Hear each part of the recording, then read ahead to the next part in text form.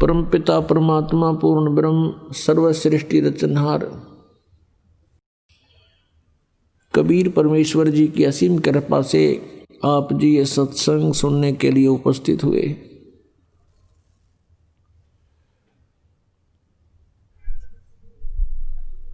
भक्ति मुक्ति के दाता सतगुरु ये भटकत प्राण फिरंदा, उस साहेब के हुक्म बिना नहीं तरवर पात हिलंदा।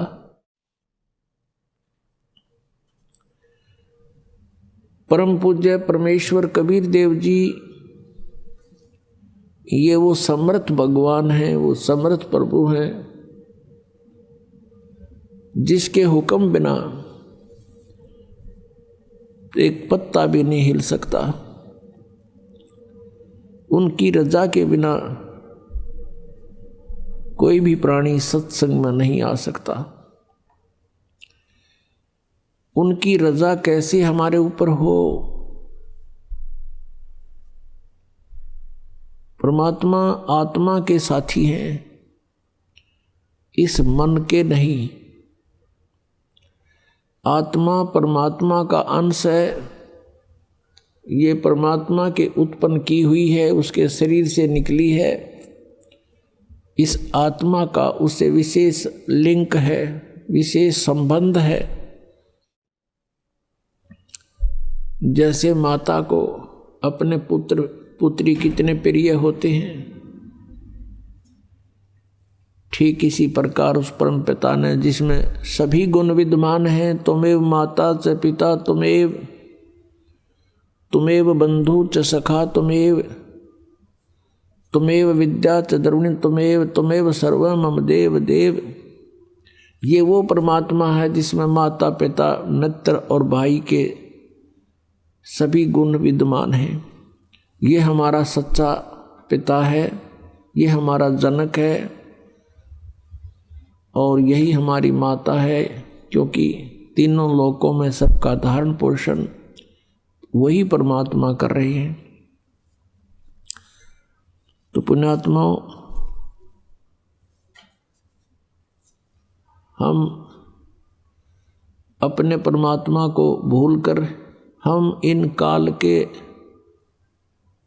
इन माया के भगवानों को याद करते रहे, पूजते रहे। अब उसकी रजा कैसे होगी? आत्मा जब रोती है परमात्मा को, ये मालिक उसके पास पहुंच जाता है। अपन आत्मा तो वैसे सबकी ही रोती है जब उस पर विशेष आपत्ति आ जाती है, अन्यथा ये मन के अधीन होकर के सारा जीवन वैसे ही बर्बाद कर जाता है। ये आत्मा बर्बाद कर जाती है अपने जीवन को।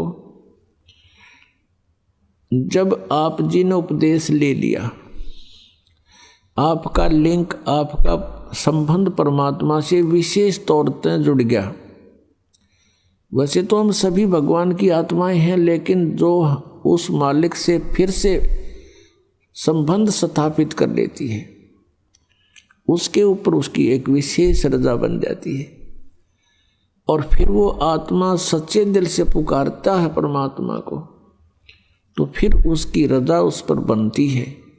और वो सत्संग में आने की रुचि नहीं करता है, संसारिक कार्यों को विशेष महत्व देता है, तो परमात्मा फिर उस पर रजा नहीं बख्शते।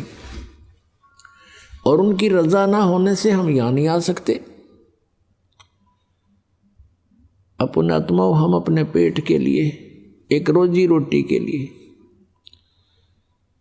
सुबह से लेकर शाम तक और नाइट सर्विस में भी ओवर टाइम भी करते हैं।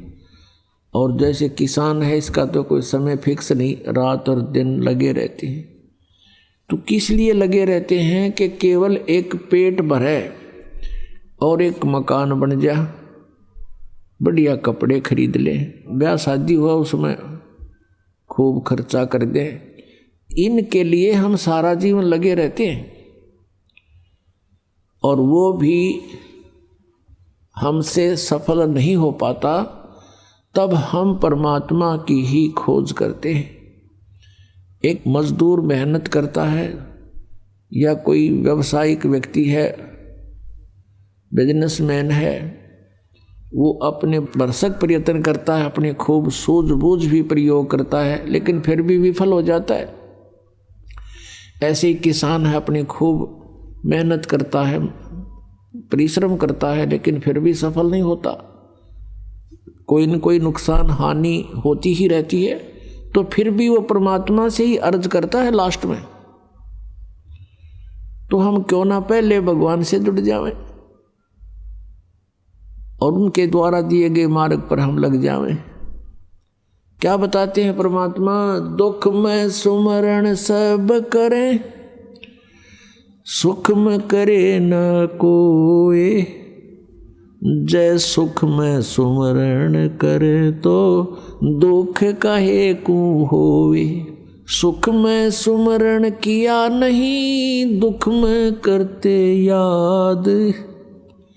कह कबीरता दास की ही कौन सुने फरियाद। पुणात्मा, जब तक हम सत्संग नहीं सुनते तब तक हमें ये ज्ञान नहीं होता कि हम इस मनुष्य जीवन प्राप्त करके क्या करें। सत्संग में आने से प्राणी को ज्ञान होता है। महापुरुषों के साथ बीती हुई कथाएं आपको सुनाई जाती हैं, फिर आप भी उन महापुरुषों का आचरण करते हो जिन्होंने परमात्मा पाया, और फिर अपना जीवन सफल हो जाता है। तो हमने इस परमात्मा के लिए, अपने आत्म कल्याण के लिए समय भी निकालना पड़ेगा और 2 पैसे दान भी खर्च करने पड़ेंगे। कहते हैं देते को हर देत है, जहाँ तहाँ से आन, और ना दिया फिर मांगते फिर यो। परमात्मा सुने नहीं कान। अब जिन्होंने पिछले जन्मों में विधिवत साधना करके कोई पुण्य किया हुआ है, आज उनको परमात्मा ने समय पर रोटी दी है, अच्छा व्यवसाय दिया है, या कोई अच्छी पोस्ट दे रखी है, या अन्य कोई साधन उसका बना ही रखा है। अब उसकी रोजी रोटी की समस्या हल हो रही है, क्योंकि उसने पहले जन्मों में दान किया हुआ है, धर्म किया है। और जिन्होंने कंजूसी की थी, आज उनको कुछ प्राप्त नहीं है। कोई मजदूरी कर रहा है, कोई भिखारी बन के मांगता फिर रहा है। तो यहाँ परमात्मा कहते हैं देते को हर देत है, जहाँ तहाँ से आन, और अण देवा मांगत फिरो। जिसने नहीं दिया फिर वो मांगते फिरियो। परमात्मा सुने नहीं कान। एक इंसान रिक्शा के अंदर बैठा है और एक इंसान उसको खींच रहा है, चला रहा है। ऐसा अंतर क्यों है? क्योंकि जो रिक्शा के अंदर बैठा है उसने पिछले जन्मों में पुण्य किया है, और जो रिक्शा खींच रहा है उसने कभी पुण्य नहीं किया किसी जन्म में।